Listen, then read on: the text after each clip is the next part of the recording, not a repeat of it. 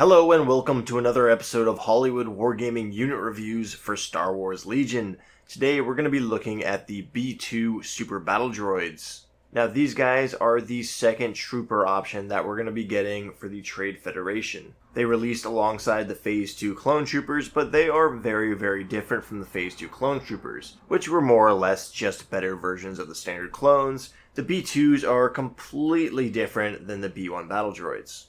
And to explain how so, we're going to go ahead and jump right into the unit card. We're going to see that it is a 48-point base unit consisting of 3 droid trooper models. So clearly these guys are going to be the more expensive option than the B1s. But below that they have a heavy weapons upgrade slot, a personnel upgrade slot, and then a comms upgrade slot. When we move over to look at their unit profile, they are going to be 2 health per model, 2 courage, with a white defense die. Now, that's pretty hardy. The white defense die is not ideal, but 2 health each is pretty good, and it's only going to get better later when we look at their keywords. Courage 2 is good. Again, courage isn't that critical on droids, seeing as they don't suffer the effects of suppression. However, it's going to keep these guys from panicking when they're on their own. After that, we have a movement speed of 2, standard for trooper units. Below that, we're going to have unarmed, 1 black die, and then we're going to have their arm cannons for range 1 to 2, 1 black die, and 1 white die. So these guys are going to be putting out a lot more firepower and a lot better firepower than your basic B1 squad. With 3 models in the base unit, that's going to be 3 black dice and 3 white dice coming out of these guys each time they shoot. And while that's not the most impressive, it is definitely a respectable amount. However, the real problem here is that these guys only have a range 1 to 2 weapon, and as we've seen with things like fleet troopers, units that have a maximum of range 2 with their weapons and not a very high mobility tend to struggle to compete with units with range 3 weapons, especially when you consider a skilled enemy commander can just sort of kite them with range 3 weapons or range 4 weapons, and your unit won't be able to retaliate. And without spoiling too much, I think that's going to be a huge drawback for the B2s, and one that's going to keep them out of a lot of lists. However, if you have a local casual group, I recommend you guys invest in some vertical and line of sight blocking terrain. That way upgrades like grappling hooks and jetpacks are useful, and units like B2s and fleet troopers can actually be of use and get around the battlefield without getting lit up before they get to their targets. I think that's just a good rule of thumb to follow with wargames in general. It's going to keep your games fresh, and it's going to let you play with units that otherwise wouldn't be competitive. But let's go ahead and look at the keywords for the B2 Super Battledroids, and here they have the AI attack as explained on the B1s. If you don't have a face-up order token on these guys, they are going to go ahead and have to take an attack as their first action if able. Fortunately, with range 2 arm cannons, most of the time they're probably not going to be able.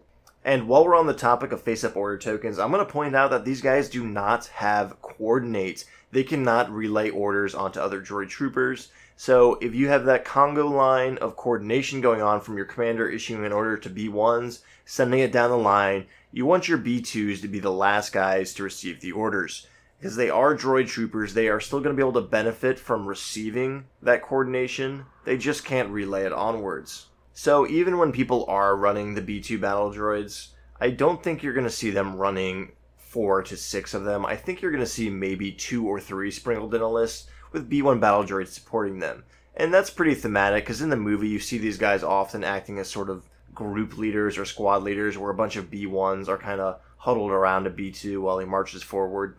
But moving on, we're going to see that they also have the keyword Armor 1. And that means when defending, you're going to be able to cancel 1 hit result. Now, that's 1 hit result for the full unit. It doesn't mean 1 hit result per model. Just every time you're hit with a dice pool, you can cancel 1 of those hits.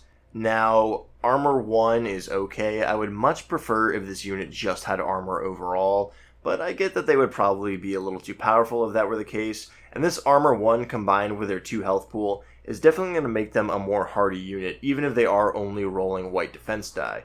That being said, I really wish this unit had a surge, whether it be offensive or defensive, because while these guys do have some durability, they are not the toughest. They really should have something more than a white defense die in my opinion, but hey, it is what it is. So overall, looking at the B2 Super Battledroids base card, you have a more hardier core unit that has a short range weapon, which means they're going to spend a lot of time trudging across the battlefield, slowly marching towards their enemies, and then engaging them at close range with a pretty respectable volume of dice. However, while they do have that armor 1 and the 2 health, I think you're going to need to use surge tokens defensively on these guys, otherwise they're probably going to get chewed up before they can get within that 2 range. And without coordinate, you're never going to run these guys without some B1s alongside them.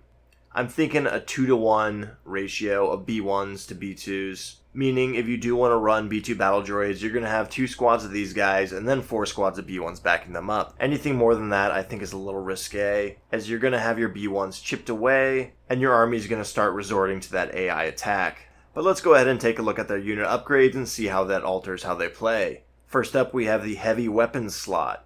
And there is only going to be 2 options here, the first being the B2 ACM Trooper for 26 points. That's 10 points more than the 16-point regular B2 droid. And with that extra 10 points, you are getting 3 red dice. Again, at range 2, but that is a respectable amount of firepower to add to the dice pool of the B2s. And if I were to flesh out this unit, I think this would definitely be the go-to model. In fact, I'm going to go out on a leg and say that if you're willing to spend the points on B2s instead of B1s, it's guaranteed that you're going to be throwing this guy in there and turning your attack dice pool into a triple rainbow, with 3 reds, 3 blacks, and 3 whites at range 2. But after the B2 ACM, we have the B2 Ha Trooper, and I love the naming convention for this trooper because it reminds me of the Japanese Chi-Ha tanks in World War II, and I think that's a little bit of an homage with the naming system here. I also love it because I had an action figure of this guy when I was a kid. I think the B2 Ha originally showed up as an action figure because it had this gimmick where it was basically a spring-loaded rocket arm that shot a laser type of plastic projectile out of it. And as a kid, I remember being really annoyed that I couldn't just find an action figure of a standard B2 Battledroid. But it's pretty funny now that I'm an adult and I look back and I see this edition come out, and there he is in there with the B2s. He's been legitimized and he's no longer just a gimmicky action figure. It's kind of funny how those things work out. But anyways, this is basically going to be your rocket launcher droid. And you guys know how I feel about rocket launchers. I don't like them. However, the B2 Ha is slightly different. It is going to be a range 2 to 3 weapon, so you are going to be able to up your squad's overall engagement range. And that's going to add 2 red and 1 white die to your attack pool. It is exhaustible. However, it does have blast, meaning you're going to be able to ignore cover, not just with this one guy, but with your whole squad when you're firing at the same target. It also has cycle, meaning at the end of your activation, if you didn't use the card, you can go ahead and ready it for free. So that exhaust isn't such a drawback after all. After that, you have the Impact 2, which is standard for rocket launchers. Again, I'm not a big fan of Impact. It's occasionally useful, but definitely not the draw of this card. I think being able to add blast to your attack pool is pretty freaking awesome. And that's really going to help your weak droid dice dig out some enemies who are dug in behind barricades defending objectives. Cycle is also great to have because I think spending a recovery option on a unit like B2s that have to advance continuously to make sure they're in range is a real drawback. So having that there is definitely a big perk. And this guy is a whopping 32 points though. You're going to be paying the price of 2 B2 battle droids for this one guy with a special weapon. Because of that, I think he's just a little too expensive to use. But if you have an enemy opponent who has that saber tank and he's hiding his troopers behind it as heavy cover all the time, I would definitely run some of these guys and get them flushed out of there. Of all the rocket launchers we looked at, I think this is the best one yet, and it's something to definitely consider, although it may be a little too expensive and a little too situational for most army lists. So after those 2 heavy weapon options, we are on to the personnel slot, and here we have a humble B2 battle droid for 16 more points. You're just adding another B2 to the squad, bumping the unit's model count from 3 to 4. Now, usually in this category, I say skip over it. It's better to save the points for more units. But the thing to remember about the B2s is that they are sort of a lumbering unit that has to walk across the field to get towards their enemies, and once they do, then they can unload on them. So having those extra wounds in there is definitely going to help flesh them out and keep them alive to get in range. Also, another thing to consider with the B2s is that without coordinates, it is highly recommendable that you do not run a lot of these units. So stacking the few units you do have up with more men isn't the worst idea. You can have more B2s on the field without having to worry about losing out on that army-wide coordination. On top of that, if you're investing in one of the special weapon B2s, it might be a good idea to take a personnel just to make sure that special weapon trooper isn't dying so soon. You do only have 3 models in the unit, and the squad leader has to be the last one to go. So the heavy weapon is only going to have 4 ablative wounds to take before they start chipping away and destroying him. If you add in this personnel, the enemies have to get through 6 wounds to get to the heavy weapon to neutralize him. It's going to keep him alive longer, and I think if you're investing the points in them, especially with the very expensive B2 Ha, this is going to help keep that guy alive and making use of that upgrade you paid extra for. So on the B2s, I think the personnel option is actually pretty thrifty, although not always a necessity. If I'm building a B2 list, I can see myself adding on those extra personnels every time, and then going back later when I'm trying to find extra points for my list, they might be the ones to fall off. But overall, a good option, and that moves us along to the comms upgrade. Now, some of these are going to be verbatim for what I said about the comm upgrades on the B1 Battledroids, but some of them are going to operate a little bit differently because the B2 Battledroids don't have that coordinate, and they do operate a little bit different than the B1 Battledroids because of that. But first up on the comms list, we have Comms Jammer. And in my B1 video, I talked about how there is potential list builds where you can have these droids march up into your enemy lines and jam up their comms to prevent them from spreading orders around in the late game. But in the B1 video, that was very much a swarm tactics kind of strategy. With the B2s, you're going to want to get up there and have a little more staying power. The problem with that, though, is if your enemy sees a B2 unit that has a comms jammer also strapped to them, they are immediately going to focus fire on those units. And I think the reason that strategy will work on B1s is because it's going to force your enemy to either focus on B1 chaff units or focus on your hero units and your special forces units. However, with the B2s, that's not the case. It is an expensive unit, and if you put that upgrade on there, it's going to put a giant target on their head, and that armor 1 just probably isn't going to keep them alive long enough to get into the lines and jam up their comms. So I personally believe that Comms Jammer is best skipped on the B2 Battledroids, and overall they may not fit into that kind of control strategy of comms jamming your enemy's army. And next, we're going to have the long-range Comlink, and this is going to allow you to be issued orders by commanders or operatives regardless of their range. Now, I think this is actually a pretty good upgrade for the B2s. These guys are likely going to be at the end of your Congo line of your B1 Battledroids for that activation, and they'll likely be spearheading the assault.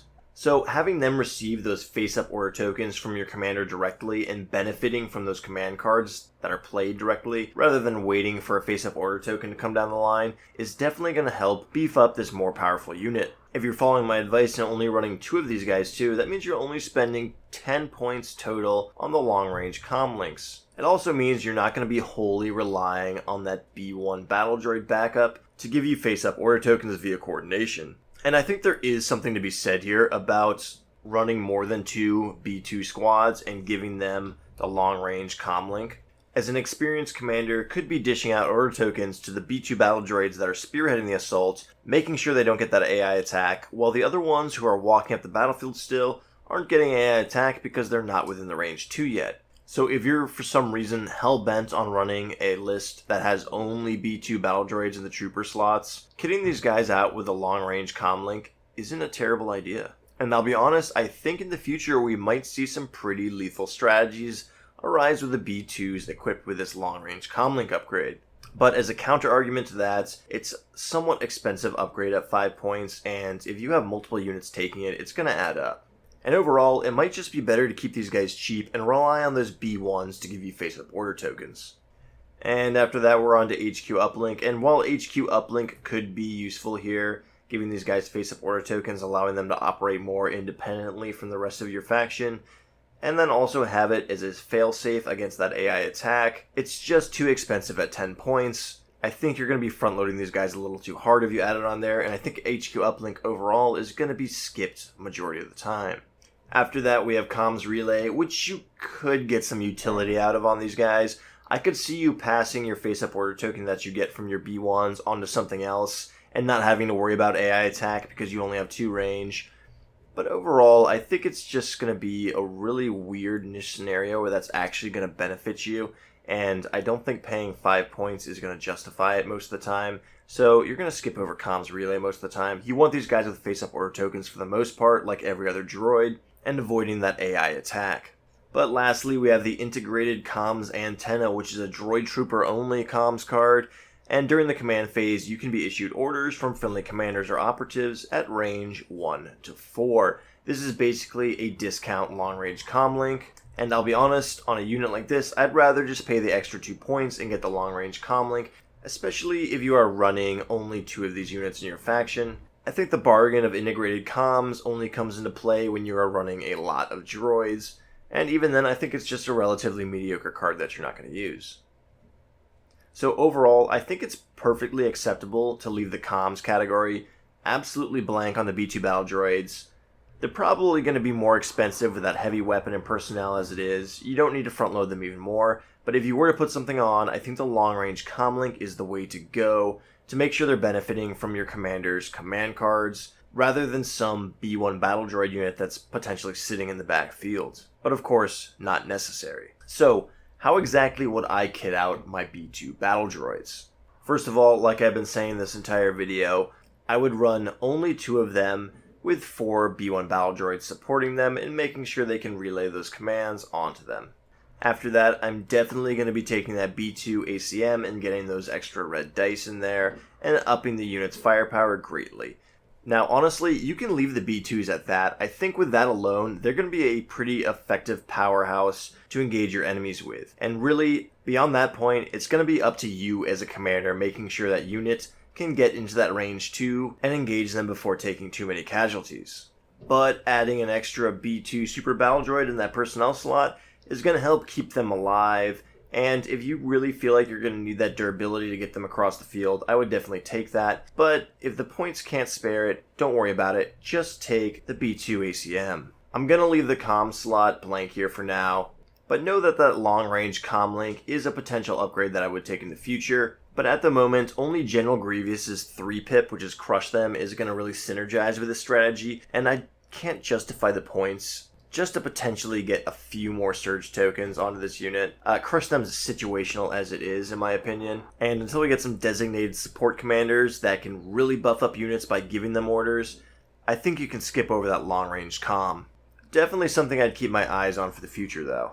After that, I'm going to show you a build that I probably won't be running very much, but if I were going up against a Saber tank player, I would definitely pack this in there. I would get a B2 unit with a B2 Hot Trooper. I would add an extra personnel in there to make him nice and durable and make sure he's not going to get killed. That's going to be a whopping 96 points, but that's okay. And this unit is just going to be blowing up vehicles or dislodging enemies with cover, again from the blast keyword that B2 Ha grants. But you are going to need to play strategically here. You're going to need to make sure you're not getting AI attacked and using your rocket launcher when you don't want to use it, thus exhausting it. It's definitely going to require a little bit of command and control here.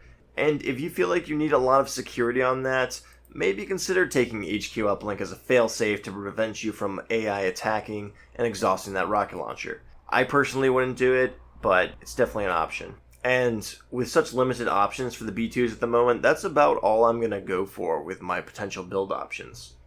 But what do I think about the B2s overall? Well, unfortunately, I think these guys aren't going to really have a place in most lists, and competitive play, they're not going to show up at all. I definitely really want to get some of these models. They're so cool looking, and I have the perfect paint scheme to paint them in.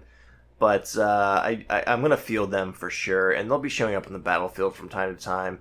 But I think overall, you're going to be better off spamming B1 battle droids for the time being. And I think when the BX battle droids drop, you're going to see B2s more or less fade off the tabletop. Again, a major factor to that is the fact that they only have armor 1 and a white die, and then they also only have a range 2 weapon. Range 2 weapons just aren't in a great place in Legion unless you're playing tight, corridor-heavy boards. But let me know what you guys think about the B2 battle droids in the comment below. You think I'm being a little hard on them? You think they're going to be good? Do you run them with that ACM triple red blaster? I think that's an auto-include myself. Let me know if you disagree. As always, keep it civil and give reasoning behind any points you try and make. And if you want to see more content like this, go ahead and hit subscribe. Consider turning on the notifications. And until next time, guys, take care.